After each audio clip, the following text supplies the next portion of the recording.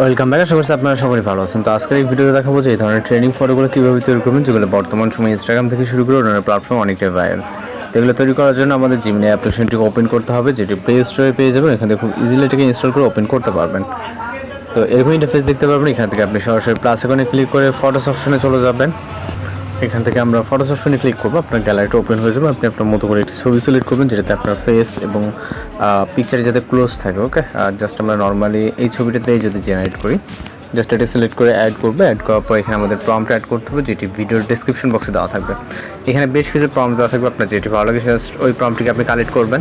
ওকে, তো আমরা এটাকে কপি করবো। আপনি আপনার মতো করে পছন্দ মতো প্রম্পটটিকে কপি করবেন। এরপর এখান থেকে আপনি ডেসক্রিপশনের প্রম্পটটিকে পেস্ট করবেন অর্থাৎ মেসেজ বক্সে।